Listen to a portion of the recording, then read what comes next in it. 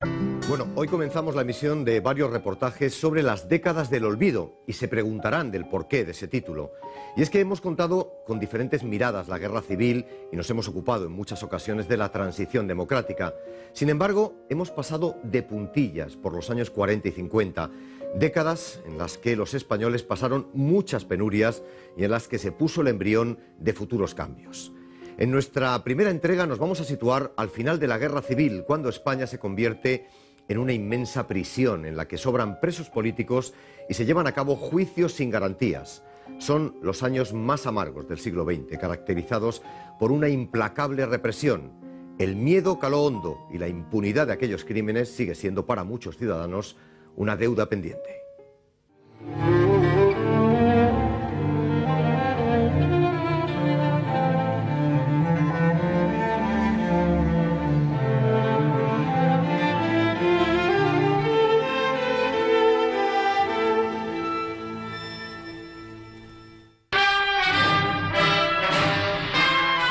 España vivió sus años más amargos durante la larga posguerra civil, en un ambiente de miseria social y bajo una cruenta represión. El periodo inicial del franquismo, desde su victoria militar hasta la consolidación de la dictadura tras su ingreso en la ONU, ocupó 3 lustros preñados de dolor y de miedo, que la propaganda oficial presentó como una redención política. Y he aquí que la España de Franco abre sus granjas y cuarteles y habilita sus monasterios y castillos para alojar a estos hombres que fueron enemigos nuestros. Desvanecemos el rencor y como un tullido que desentumece su mano cerrada, estos hombres abrieron el puño. Y la hermandad de la mano abierta y el brazo extendido los recibió con la generosidad que el imperio español de otro tiempo tuvo siempre con el vencido. Esta es nuestra justicia. Hubo los camiones que iban cargados de compañeros para fusilarlos en el cementerio de Yepes, ahí en Ocaña, en un sitio que llamaban el Hoyo de la Gallina, que es donde hacían los fusilamientos. Y nosotros desde la cárcel oíamos las descargas y luego después por los tiros de gracia podíamos contar el número de compañeros que habían fusilado ese día. Hasta el año 43 los fusilamientos eran diarios y el único día que no se fusilaba y que nosotros estábamos muy tranquilos era el sábado, que no había saca, y el domingo, claro que nosotros decíamos que los verdugos iban a misa el domingo, ¿no? Campanas de nuestras catedrales, que en el norte y en el sur, en Levante como en el oeste, gritaban al viento que Franco es invencible y que Madrid era ya de España. Por la calle de la Princesa, por el paseo de Extremadura, camino de Atocha, van los soldados de España a apoderarse de Madrid. La Gran Vía les da su abrazo de bienvenida. Madrid, el corazón de Madrid, es ya de Franco.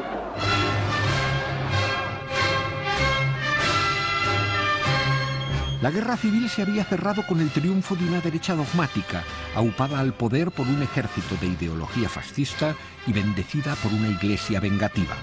Comenzaba así el régimen del general Franco, cuya legislación establecería el crimen de Estado como método purificador de los vencidos. Comienzan con unos bandos en los que, según el bando de Queipo de Llano, se ordena ejecutar sin juicio a todos los dirigentes de partidos y organizaciones pertenecientes al Frente Popular. Y si no se encuentran los dirigentes, serán pasados por las armas un número proporcional de afiliados. A partir de ahí se construye el monumento jurídico, según algunos, del franquismo. En la fe, en la superioridad sobre los demás, descansa el derecho para encuadrar y dirigir a los otros. Yo no creo que los consejos de guerra sumarísimos, la ley de responsabilidades políticas, la ley de masonería y comunismo sean legales o no legales, son alegales, están en un mundo que al derecho le repugna. Eso es insostenible. O sea, unos juicios sumarísimos sin defensa, sin garantías, que terminan con cerca de 100.000 ejecuciones, más después las 170 y tantas mil que se tienen consignadas en el sumario las actuaciones que lleva el juez Garzón. Mediante un colosal baño de sangre, con fusilamientos diarios año tras año, la dictadura pretendió aniquilar para siempre a su enemigo democrático interior, quebrando la moral de cuantos se obstinaran en resistir. Nosotros teníamos un himno y todo, ¿no? La Pepa, ¿no? La Pepa se llamaba la pena de muerte, ¿no? Y era escalofriante que cuando bajamos por la mañana al patio, pues sabíamos que teníamos 8 o 10 horas por delante, ¿no? Y salíamos con una felicidad enorme, ¿no? Pero cuando tocaban para subir arriba al atardecer, sabíamos que un grupo de nosotros iba a morir esa madrugada, ¿no? Pero había que tener valor para cantar ese himno, que era: y es la Pepa una gachí que está de moda en Madrid y que tiene predilección por los rojillos. Cuando viene esta mujer a la cárcel de Porlier y al más bravo se le arruga el solomillo. Porque han pasado las horas y la barca no llegó. A pesar de que 500.000 de republicanos había partido hacia un duro exilio, el franquismo convirtió a España en una inmensa cárcel. Los enemigos de la dictadura se hacinaban en condiciones insalubres, en un clima de ajuste de cuentas. Ahí en el año 40, según las informaciones mismas del Estado, hay al entorno de 280.000 presos. Sin duda son bastantes más. En esa cifra no están inventariadas las mujeres presas por causas políticas. A las mujeres no se las inventaría como presas políticas, sino como delincuentes, como prostitutas. En los 6 primeros años de gobierno del general Franco, la pobreza y el desamparo se cobraron 30.000 muertos, mientras en los presidios las carencias sociales multiplicaban los efectos de la venganza política. Había gente que moría de inanición y de hambre, que te los encontrabas al lado tuyo, al lado de tu petate, le despertabas y estaban muertos a tu lado, ¿no? Porque aquello fue una época espantosa, los primeros años, ¿no? Te digo, no solo se moría ante los parados de ejecución, sino también de hambre y de miseria en las prisiones. En la prisión de Porlier y durante la Navidad se celebra una misa que oyen todos los reclusos. El último decreto de libertad condicional abre las puertas de las cárceles para numerosos condenados que se reúnen emocionadamente con sus familias. Cuando se desplomaron los fascismos europeos, Franco dictó varias medidas de gracia y en 1944 liberó a 56.000 prisioneros. Un año después concluirían los siniestros expedientes por responsabilidades políticas, pero se mantendrían las penas de extrañamiento a modo de exilio interior y el empleo de miles de presos políticos como mano de obra carente de derechos. Los presos son rentables, porque el Estado creará las colonias penitenciarias y los presos trabajarán para el Estado en obra pública, trabajarán para la Iglesia construyendo catedrales y especialmente trabajarán para empresas privadas. En la Sierra de Guadarrama se trabaja en las obras del Monumento Nacional a los Caídos, que será erigido en aquel lugar por decisión personal de Franco. Conversa el jefe del Estado con los trabajadores que viven en el valle formando colonia. Como un pájaro me muero, necesito libertad. Abre puerta y cerrojo, que me dé la luz del sol, que están ciegos ya mis ojos de tinieblas y dolor. Quedaba aún otro episodio tan mortífero como secreto en la sucia historia de la dictadura: la represión del maquis antifranquista, sujeta a la durísima ley de bandidaje y terrorismo de 1943, y que a lo largo de 10 años arrojaría un balance de más de 2.000 guerrilleros y 250 militares y guardias civiles muertos. Hay dos tipos de represiones: la que se da contra los propios guerrilleros, contra los alzados o contra los escondidos, y una más terrible, que es la represión contra las familias, contra los enlaces, contra los puntos de apoyo, contra fueran mujeres, madres o hijos. Había dos tipos de ejecuciones: uno, las que se daban directamente sobre los propios guerrilleros. Hay también aquellos que detenían, que torturaban para que hablaran, y que incluso si no hablaban, pues les ajusticiaban directamente. Gente mala, el demonio te reclama.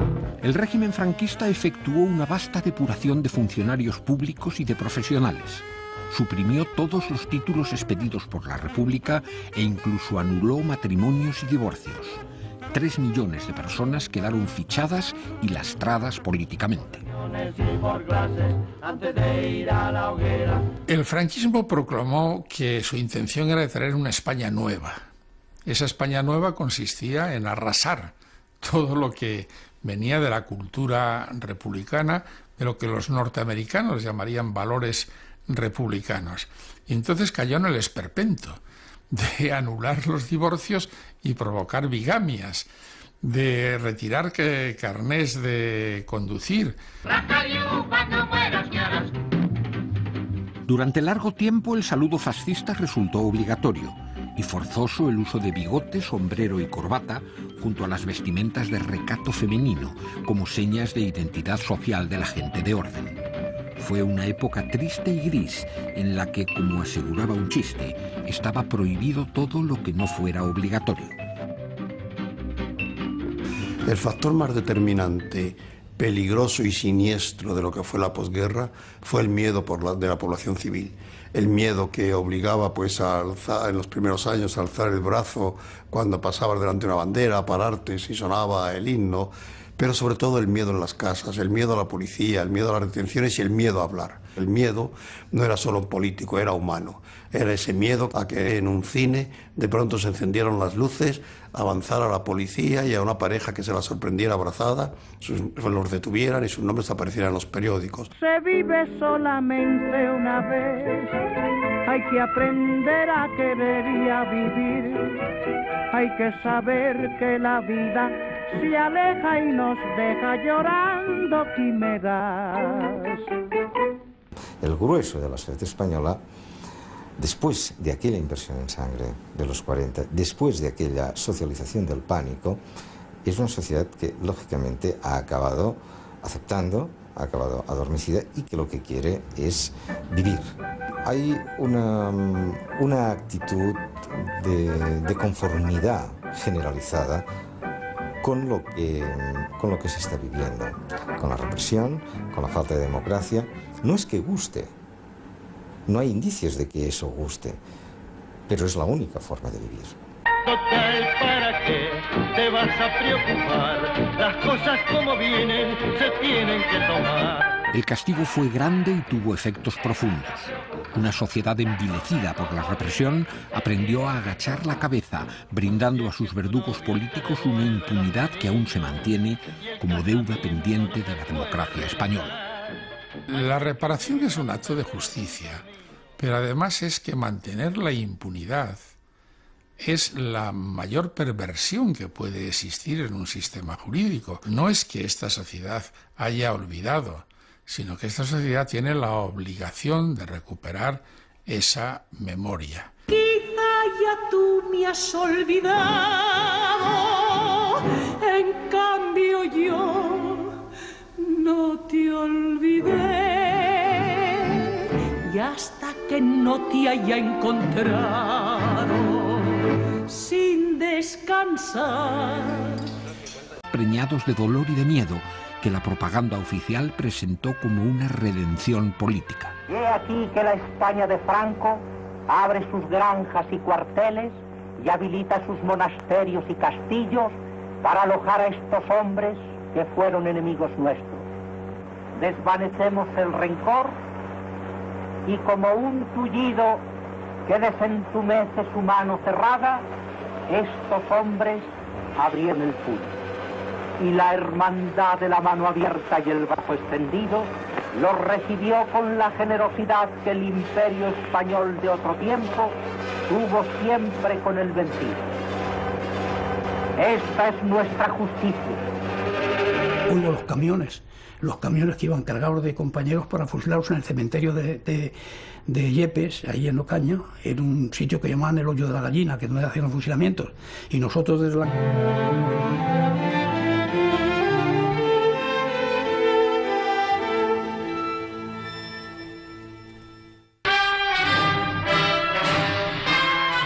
España vivió sus años más amargos durante la larga posguerra civil, en un ambiente de miseria social y bajo una cruenta represión. El periodo inicial del franquismo, desde su victoria militar hasta la consolidación de la dictadura tras su ingreso en la ONU, ocupó 3 lustros. Bueno, hoy comenzamos la emisión de varios reportajes sobre las décadas del olvido y se preguntarán del porqué de ese título. Y es que hemos contado con diferentes miradas la guerra civil y nos hemos ocupado en muchas ocasiones de la transición democrática.